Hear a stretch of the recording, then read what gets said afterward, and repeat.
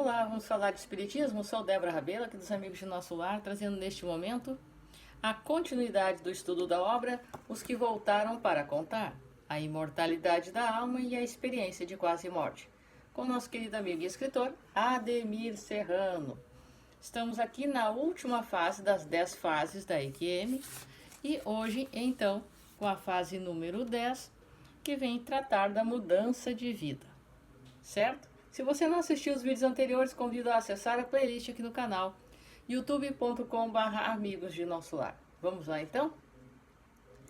É comum, como vimos no relato de George Rich, a pessoa em EQM dizer que ao se aproximar do ser de luz, este lhe pergunta: o que você tem feito de sua vida para me mostrar?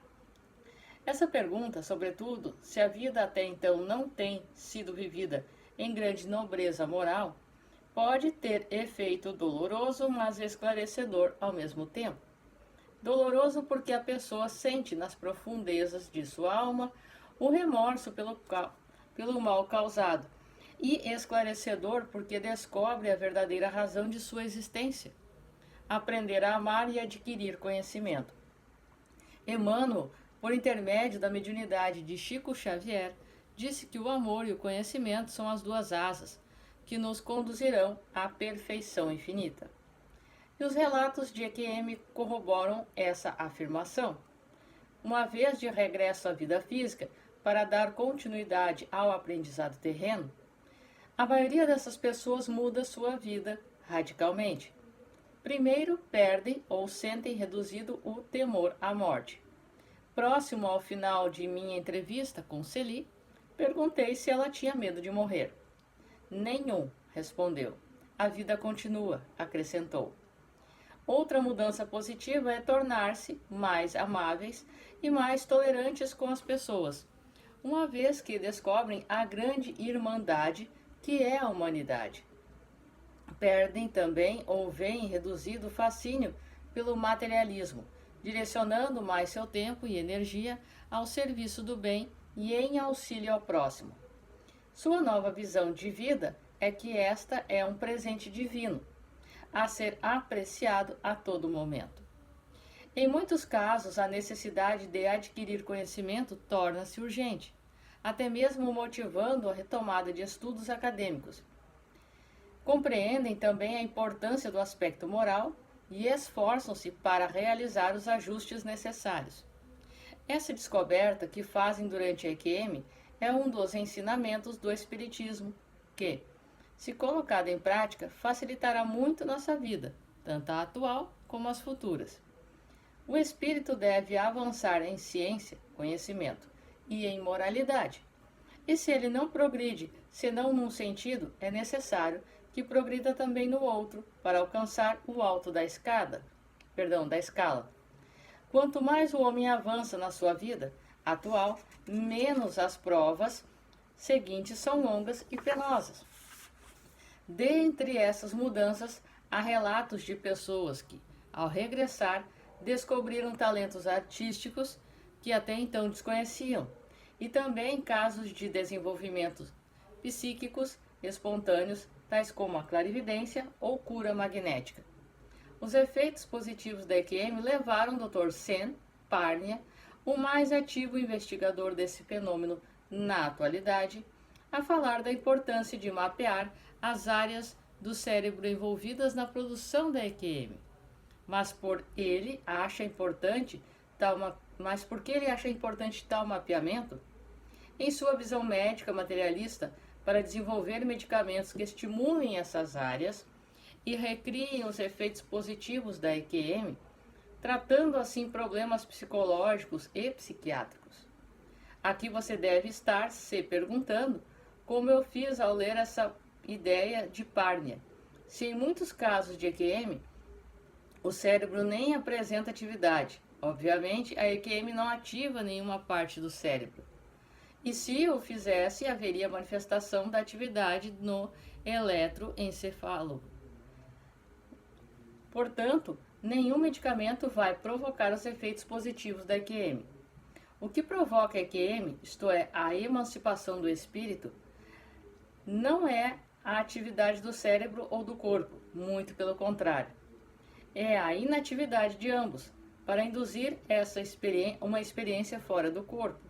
Por exemplo, e falo isso por experiência própria, a primeira coisa a se fazer é reduzir tanto a atividade física como a mental. O corpo precisa entrar em estado de torpor, o que reduz a atividade cerebral, e quando se deixa o corpo físico, as funções cognitivas são imediatamente transferidas ao perispírito, e o corpo físico entra em catalepsia, uma espécie de paralisia até o retorno do espírito que o mantém vivo. Durante a EQM, o corpo está tórpido, o cérebro está inativo, em certas condições, o que facilita ainda mais a pessoa. Ser espiritual, que é retirar-se momentaneamente ou permanentemente quando findar seu trabalho na Terra. Mas se o Dr. Sam Parnia, um médico renomado, respeitado e ativo investigador do fenômeno, sabe que em muitos casos não há atividade cerebral, por que dá essa sugestão? Porque para ele, assim como para outros investigadores que não creem na existência de algo em nós capaz de sobreviver à morte física, a EQM nada mais é que uma fantasia neuronal, ocorrendo antes a cessação da atividade cerebral ou após sua normalização, mas nunca durante o período de inconsciência. E por que não creem que possa ocorrer durante o período da inconsciência ou morte clínica? Aqui entra outro paradoxo, porque não há atividade cerebral. E sem atividade cerebral, para eles, o ser humano deixa de existir. Contudo, casos e mais casos de EQM mostram que não é bem assim. Se a ciência materialista estivesse correta, como a pessoa em EQM poderia ser capaz de sentir, ver, pensar ou gravar na memória os eventos que vivencia durante o período de inconsciência e mais tarde, após o reavivamento, contar em mínimos detalhes esses eventos?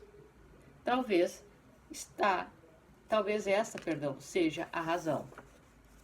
Então, aqui nós vemos, a partir dessa mudança de vida, fatos muito importantes.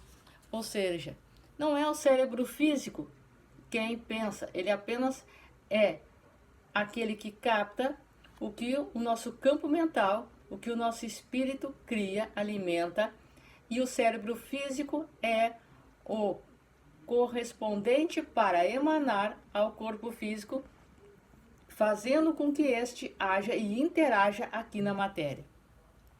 É ele que vai receber as consequências de nossos pensamentos, de forma positiva ou negativa. Por isso, uma pessoa em EQM está completamente paralisada, não há atividade neuronal alguma ali, porque o corpo físico está inerte, paralisado. O espírito, com seu perispírito em desdobramento, sai deste corpo físico, age, interage, vê, ouve com outros desencarnados e tenta interagir e observa também quem está ali encarnado, ou seja, no corpo físico. Sendo assim, estas atividades ocorrem a partir do espírito, não tem necessidade do corpo físico. E o corpo físico, por seu meio, por seu ponto, por sua vez, não recebe estímulos, porque os estímulos estão no espírito. Quando o espírito, então, retorna com seu perispírito ao corpo físico, a atividade, a assimilação e a interação material. Aí sim, o cérebro físico é o responsável por executar o que o espírito alimenta, certo? Então, eu sou Débora Rabelo, estas foram as 10 fases da EQM. No próximo capítulo, nós adentraremos no capítulo 8, a consciência não está no cérebro. Sou Débora Rabelo, um forte abraço para você, que os bons espíritos os guiem, Jesus os abençoe. Até a próxima.